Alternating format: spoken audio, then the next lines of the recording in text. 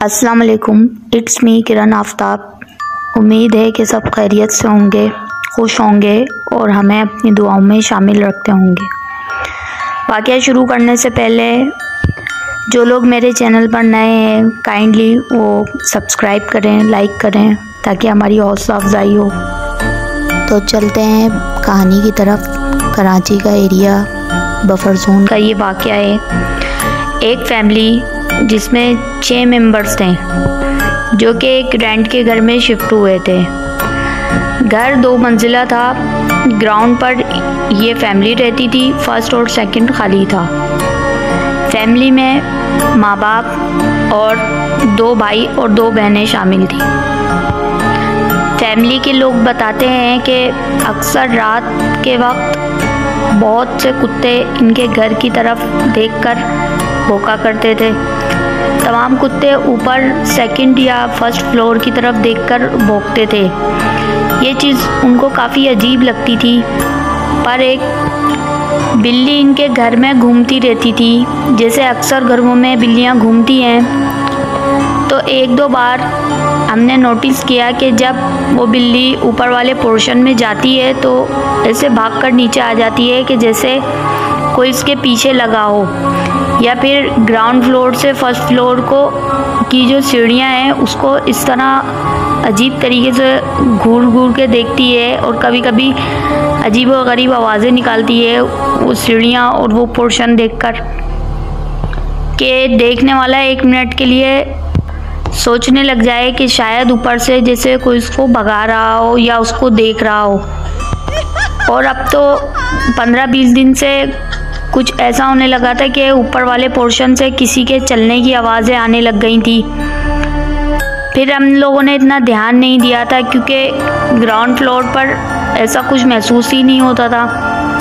एक मन बात बड़े भाई ने अपने कुछ दोस्तों को बुलाया। छत पर तिक्का पार्टी रखी थी उन्होंने, तो काफ़ी शोरगुल, काफ़ी इंजॉय किया उन लोगों ने और लेट नाइट ख़त्म हुई है तिक्का पार्टी।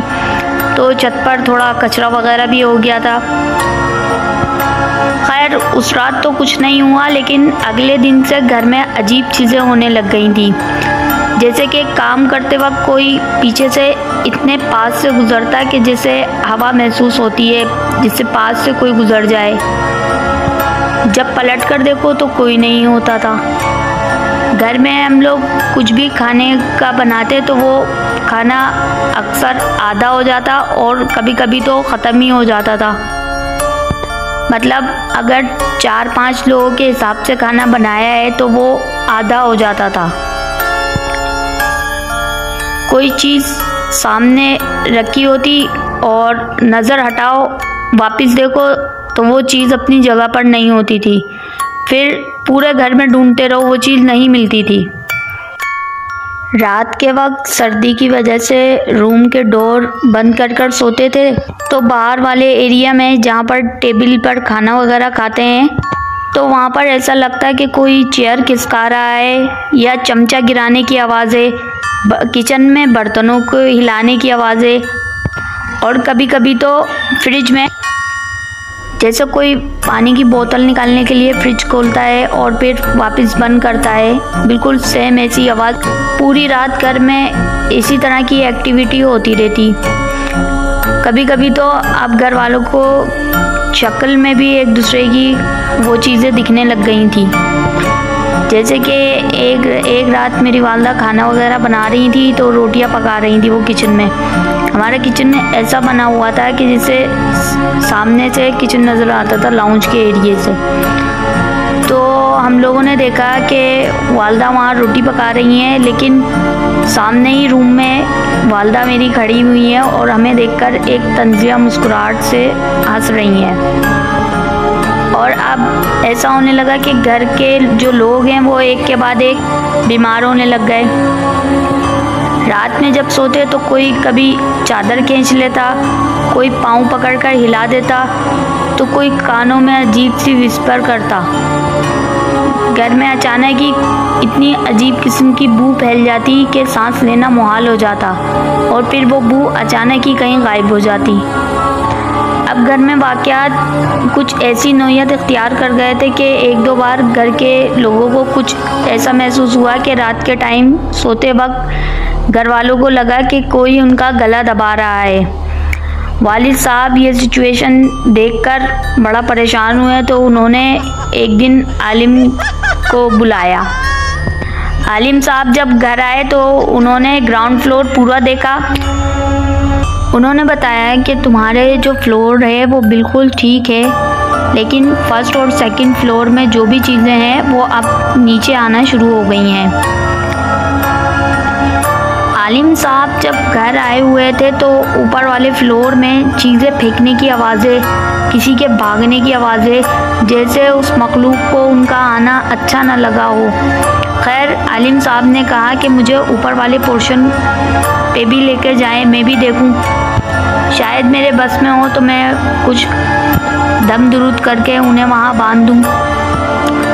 आलिम साहब और वालिद ऊपर गए तो वालिद साहब और उनके होश उड़ गए, क्योंकि ऊपर के जो रूम वो तो बिल्कुल खाली पड़े हैं। एक रूम का दरवाज़ा खुला तो कोई औरत खड़ी है और एक बच्चा छोटा सा बहुत तेज़ी से भागते हुए ऊपर छत की तरफ भागा और गायब हो गया।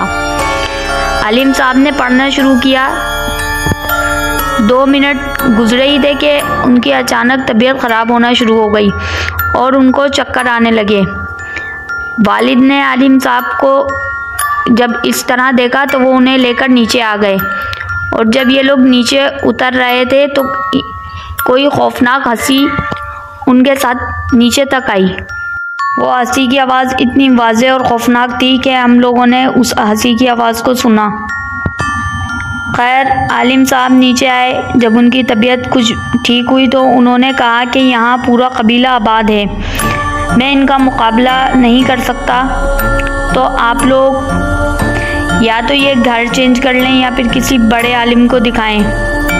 वो ये कहकर चले गए, लेकिन उनके जाने के बाद मामलात और ज़्यादा बिगड़ने लग गए और अब वो मामलात जानलेवा हद तक आगे बढ़ रहे थे। एक दफ़ा तो घर के अंदर खड़ी बाइक में खुद ही आग लग गई और देखते ही देखते वो बाइक पूरी जल गई। अब घर के लोगों को बिल्कुल सामने वो औरत नज़र आती। वो एक रूम से निकलती, ऊपर सीढ़ियों की तरफ जाते हुए गायब हो जाती। खैर कुछ टाइम बाद उस फैमिली ने वो घर छोड़ दिया। वो घर आज भी खाली है और मोहल्ले के लोग बताते हैं कि अक्सर उस घर में किसी के चिल्लाने और किसी के हंसने या तो कभी किसी के रोने की आवाज़ें आती हैं। ये था उस फैमिली का सच्चा वाक़या। आप लोगों को कैसा लगा? अगर आप लोगों को ये वाक़या अच्छा लगा हो तो मुझे कमेंट में ज़रूर बताइएगा। Thank you.